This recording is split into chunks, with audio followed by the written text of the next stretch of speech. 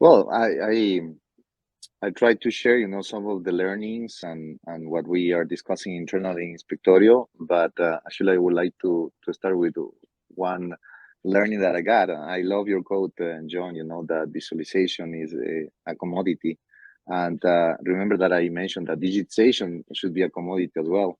So when you put, digitization and visualization, and we both say that is a commodity, all the different steps and stages, from starting with the digitization and then getting into the full visualization. Uh, I mean, if both are commodities, I was just wondering, wow, I mean, this thing is going really, really fast. What I've seen is that, especially, during COVID or the last 3 years, I mean, the level of transformation that the supply chain and production chain has been having is probably comparing probably 10 years, in a normal life. So if you are here as a professional, is because, you have that curiosity and really probably you already have a pain point, or you know that you need to get prepared on this. And I just want to encourage you to keep doing that, to keep learning, to keep being curious on the different tools and opportunities that are out there. Because I always mention, that there are three type of people and professionals. The one that just, see the changes, the ones that just make things happen, and the other ones that they don't know what happened, and they just go with the flow. And I believe that if you are here as a supply chain professional, is because you really want to make things happen. So in anything that we can support you as a professional, or even as a human beings, please contact me, and I'll be happy to to have a more deep talk about what we have been learning, because for us it has been also a learning process. The good thing is that, since we're also working with different top retailers and brands, vendors and factories all around the world, we have access to that information. And if we do this type of events, is because we really want to give back to the industry, because your success is the success of the whole world. And especially right now during the pandemic, the supply chain professionals have had, the role that we deserve, because the contribution that we're doing to the world is unique.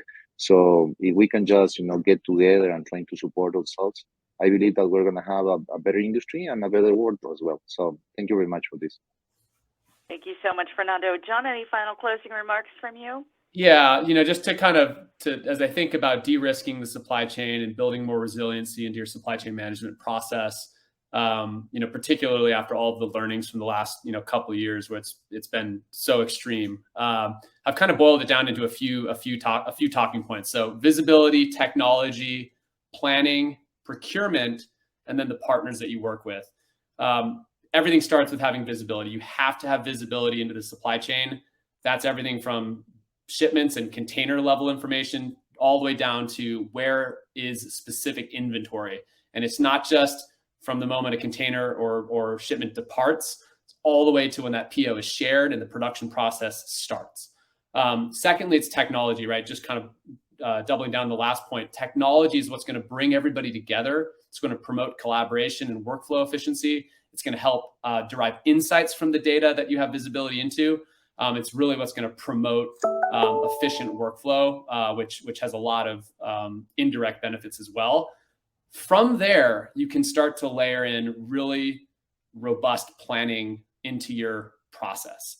You can do a lot of planning, but if you don't have technology, that planning might be obsolete, right? But if you're using technology, you have visibility, and you're able to be very responsive and also proactive, then the planning effort that you put in every year can be much more effective. And that's everything from, where have I had warehouse capacity issues? Where are there equipment shortages, chassis shortages that I need to be aware of?